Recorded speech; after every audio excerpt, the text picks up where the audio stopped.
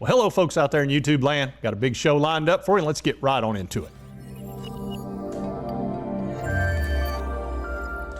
All right, let's pull up that screen.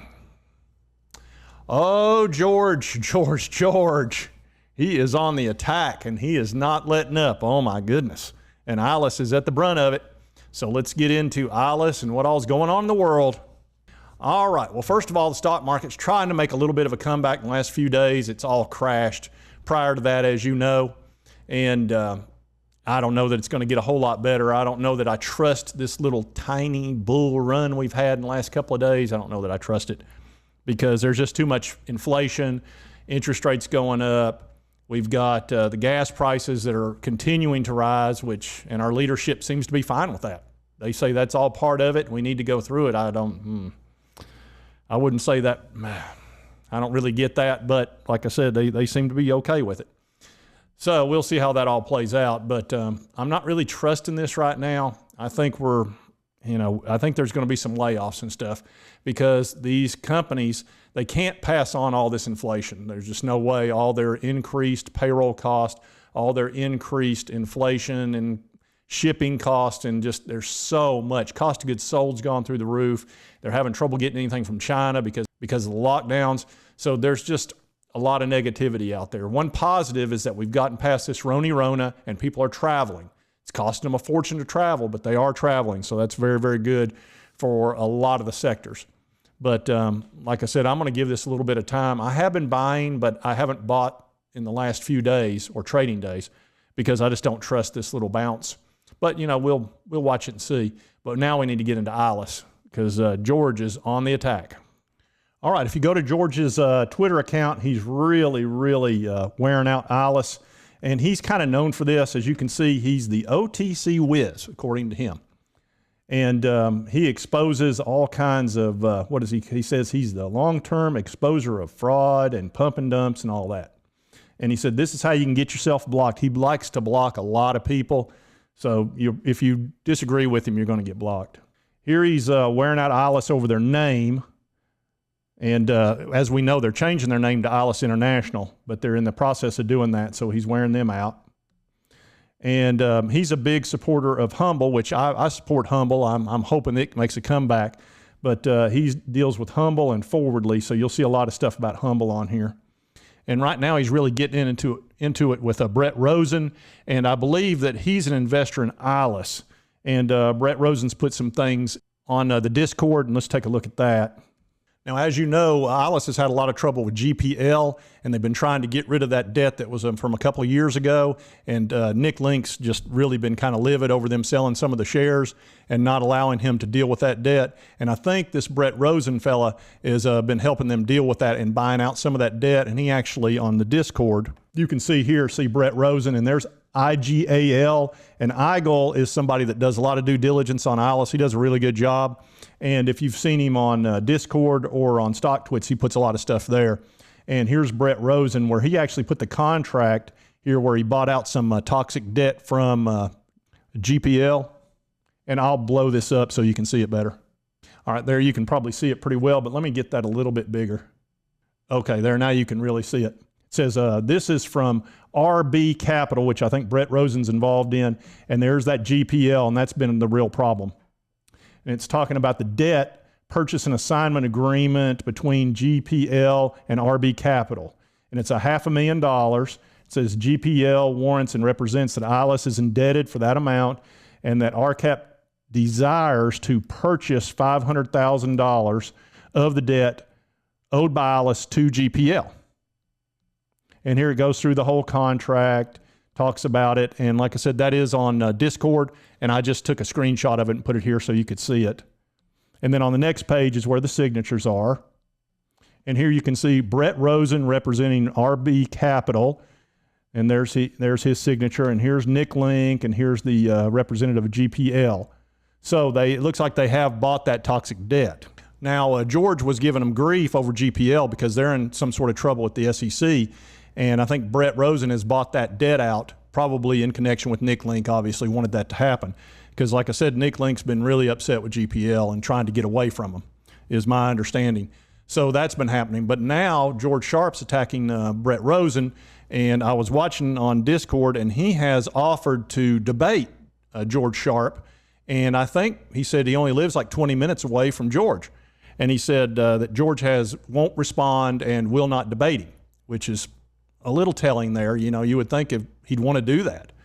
But my understanding is George won't debate him. So like I said, that's a little bit telling. But George has been kind of like this. Your feeble skills are no match for the power of the dark side. Yep, he's been putting those blue shock waves into Ilus and making it real difficult on him. And he's calling it a pump and dump. And a pump and dump, he's talking about how, you know, basically the shares get ridden up and then they dump. Well, I can show you plenty of stocks that have done exactly that. And I guess that's what he's talking about here, where it went from 5 cents, ran up to 50, and now it's at 10. Now let's take a look at some other stocks that have done that. Let's see, this is a little company called Netflix. It's part of the FANG stocks. You can see where it ran way up and then it dumped. So I guess that's a pump and dump too. Let's see, this is a company called Forwardly, and George Sharp, actually, he's in charge of Forwardly, and it ran way up. Now it's kind of gone down. I don't know if that's one or not. This is not me getting on Forwardly. I mean, this is just what all the stocks have done. So I don't think that's really fair. Like I said, Humble's done the same thing. And that doesn't make you a pump and dump because every stock has done that. I mean, I can name you, how about Palantir, or how about Facebook? Is Facebook a pump and dump? I don't think so. So there's just, I don't know if that's necessarily fair, but here's the deal. George Sharp, I mean, he's a guy that, in a way, maybe it's not that bad because he will get you some information. Like I said, I've gotten information now off Discord that I didn't have before. Like I said, I didn't know about that contract where that toxic debt had been bought out. So that's actually helpful. So in reality, George might be doing us a favor here because he's getting us more information as investors. Because realize, you know, I don't get married to stocks, nor should you in the OTC. Understand, this is an investment for you to make money. And I know everybody gets personal and gets upset. You know, to me, I look at George as somebody who is maybe doing us a little bit of a favor and getting us more information, even though I totally disagree with the way he does it. I don't care for it at all. But, you know, try not to let it get you too upset. And understand, this is a good reason to do the 10% rule, you know, of not getting too heavily invested in OTC, because you're going to get attacked. You're going to deal with this kind of stuff. And penny stocks deserve to be penny stocks. Now, I really like Ilus. I'm not selling a share. I'm fine with what's going on. I'm not shocked by it. You know, this is kind of what George does. And if it wasn't him, it'd be somebody else. OTC stocks that are getting a lot of attention are going to get attacked because other OTC stocks want that attention. If everybody's investing in one, they're not investing in the other. And right now, OTC stocks are hungry for investors, very. And I think at some point it'll turn around, but it's not like it was a year and a half ago when everybody was in it and we were getting tons of free money from the government. Realize 40% of all the dollars that have ever been printed have been printed in the last 2 years. So there was a ton of money out there. Well, now everybody's having to spend it on gas and rent and everything. So like I say, George is somebody that, you know, he's very bombastic and he likes to get into people's grill. But, you know, he gets it back same as he puts it out there. I mean, a lot of people give this guy grief. I mean, a ton. And the reality is it's probably fair because he gives the grief. He takes the grief. It's the way he likes it. Some men you just can't reach, which is the way he wants it. Well, he gets it. Yep. So like I said, you know, he takes it as good as he gives it. So, you know, it kind of is what it is. But my understanding is Brett Rosen is going to be doing an interview with Alpha Status Stocks. So that'll be good. I think that's coming up this week. So Brett Rosen's trying to get ahead of this thing and get us some more information. And I'm hoping that Nick and JP will get out in front of this too. I think a lot of this they can probably fairly easily answer, and I think it'd be a good idea to. You know, there's two ways of handling this. You can try to be above it and, you know, I'm not going to get down in the gutter, blah, blah, blah.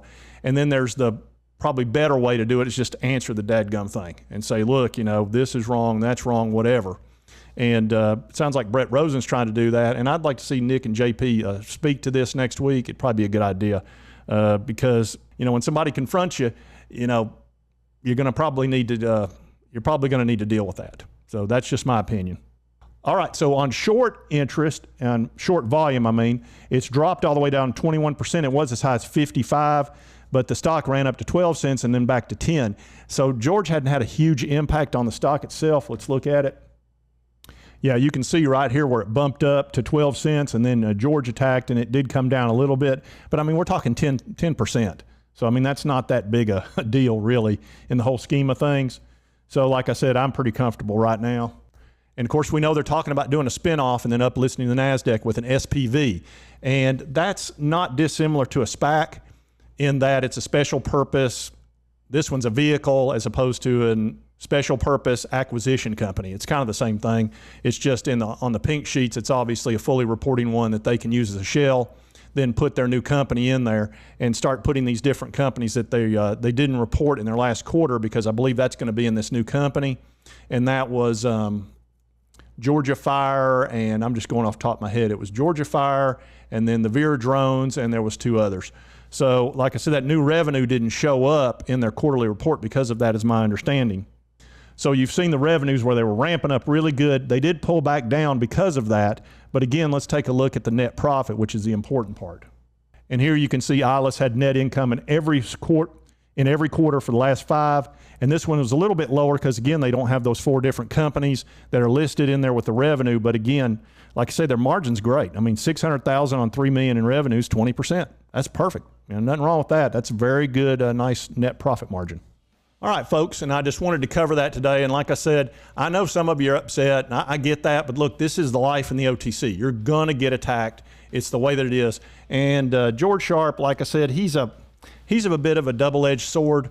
You know, I know a lot of people are mad at him and they're attacking back and all that. And I understand that. Look, you know, he's inviting it. That's fine. But I sort of see him as like I said, he's getting us some information that I didn't have. So I try to see the positive and the negative, and I try not to just all block it into one. I don't agree with the way he's doing it, but, you know, I don't let him upset me. And he may be doing us a favor by getting us some more information. So try to see it that way if it's upsetting you.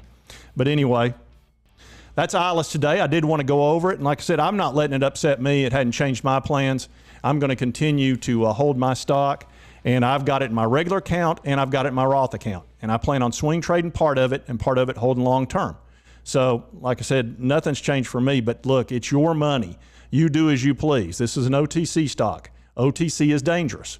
Okay, so understand that. When you go in and invest in the OTC, you're doing a bit of gambling. So you might as well just go ahead and understand that.